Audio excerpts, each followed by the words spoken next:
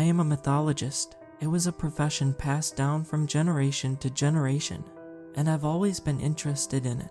The old tales my dad used to tell me about fairies, cyclops, and big giant wolves always had me on edge. There was something he never spoke about, however, that was giants. Whenever I brought up the thought of giants, he would clearly change from cheerful to stone cold, even fearful at times. One night my dad came home drunk. I could smell the whiskey on his breath from 10 feet away. He was clearly in a state of panic, as the only detail I remember vividly were his big eyes. They were almost black. When it was time for me to sleep, I asked him for some tales, and no matter how mad he was, he always told me something I never had heard of. I missed those times. He was telling me a story about an ancient fairy garden that produces dreams. When I brought up giants, without a single word he switched out the lights and left my room, leaving me to soak in the eeriness of if he was mad or not. When Dad left, I was around 16. He one day left for a journey to Ireland because they found evidence of something. I don't know exactly what it was, but his notes suggested it was something to do with angels. There were very detailed illustrations of them, and how they looked in it was completely different to what I could have expected an angel to look like. It had more than 2 legs, wings were small like a baby bird's, but the most striking detail was the eyes. They had the same big black eyes like the night my father had when he was drunk. I crunched out the memory for the trauma it gave me. I felt uncomfortable looking at it. When I got out of college, I had a degree in mythology. I had a few friends who were interested, but most either became something else or a partner field like archaeology. One night I got a call from one of these friends. I'll call him Troy. He was clearly frantic, as if he was in a hurry, and asked me for help. Apparently on one of the digs they had found evidence of something that needed to be identified. My first and most obvious question was, why would you need a mythologist for that? He avoided it and said they could fly me out tomorrow. This was in Afghanistan, but it was in a more desolated area, so I wasn't too fearful of potential threats. After some time of thinking, I agreed, and I was flown out no less than when the sun had fully rose. When I stepped onto the dry sandy landscape of the country, I was shocked. The sun was blazing so hot it felt like I would be reduced to ash. I felt uncomfortable, and I moved to the spot where I was meant to be picked up. When the pickup arrived, I hopped in, and after a few hours of treacherous heat and sandy roads, we finally arrived to a very large dig site. There were scientists, journalists, but most confusing of all, there were armed guards. As I shuffled over, Troy greeted me with a tight hug and gestured for me to follow him, and so I did. We walked into one of the many research tents, and there were very old illustrations, books, and more, but the one thing that caught my eye was a bottle that was waxed shut with a rolled up piece of paper. I looked at it and he caught my gaze and explained, "We found this at the site. We think it might be a codex or a dating. If we are right and able to figure out what it says, it could change quite a lot about the history of this place. All the things we wondered could now be proven." Then I asked the burning question, "Why do you need me then?" A massive lump formed in his throat as he walked out, me trailing behind. When we arrived to the main attraction, I couldn't believe what I was seeing.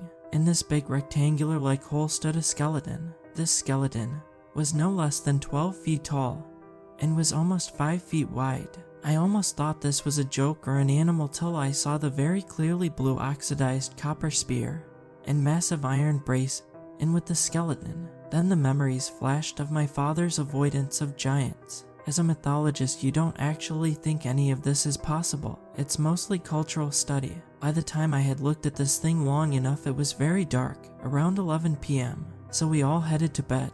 The only thing I remember thinking was, is this real? Have we found evidence of giants? And so I passed out in my own pool of thoughts. When I awoke, I heard lots of scampering, chatting, and most confusingly, the sound of guns being loaded.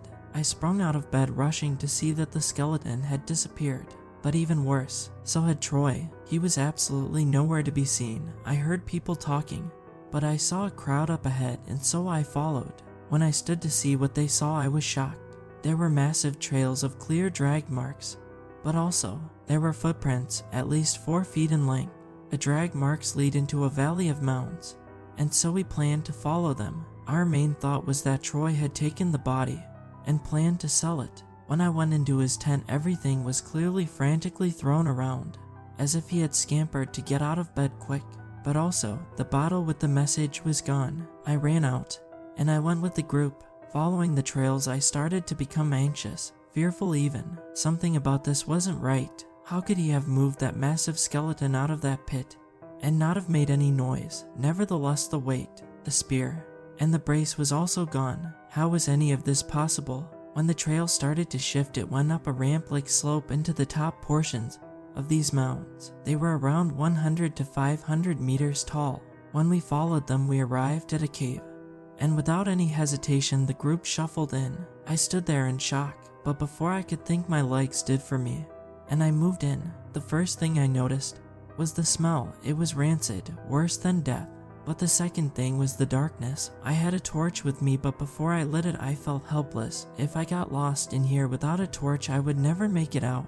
I would be forced to die slowly, constricted by only the boundaries of rocky walls. When I lit the room, I saw the group was a bit ahead, and so I jogged to catch up. When I hit a loose rock, and it bounced into the wall, making a loud echo. Then we heard it. Loud, heavy footsteps came from the cave right in front of the group. The first thought was a wild animal, and so a lot of us rushed out. When we made it, we heard yelling and screaming. Then the noise started to muffle till it all stopped.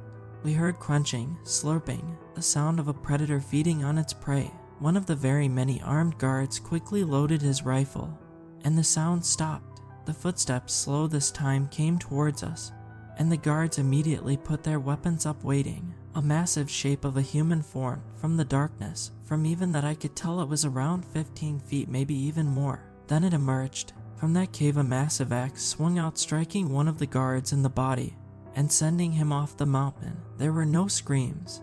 He was dead instantly. The figure emerged, and from what I saw will be engraved in my memory like a message. It stood tall, its skin was a pale stark gray, and its features were strict. It had black deep eyes sunken into its head far more than it naturally should. Its nose was slightly cut off, and it had horrendous scars on its face. But its mouth is what I remember the most. It had a grin with thousands of tiny razor-sharp teeth, and there was blood on them. It was primal, a supernatural being that should not have existed. It wore bones with rags on it, and it had a brace. It was wearing the body of what we had extracted, like a trophy. But the final thing that haunts me was what hung off its body. There were twine ropes with body parts mounted on them like trophies. They were Troy's. The guards opened fire on the beast as it let out a deep guttural roar, almost like the screech of metal. I watched as it grabbed the closest person, one of the guards, and without any trouble the beast squeezed. The guard turned to nothing more than a red paste, and it dripped out of the thing's knuckles. That's when I ran between its feet and into its lair. I ran and ran till I found where it had been hiding. There was a small cavern, and there stood a bunch of dead grass, sticks, and other things. I don't know how this thing got grass in the middle of Afghanistan, but I didn't care. As I ran up to it, I saw the message, and I approached it. The bottle was easy to break, and I thought in my last moments I would read it. This is what it read: "To all who find this, I am dead. I am not the body of the monster that has been found. I am rather the man by the name of Lucas Hitchwood.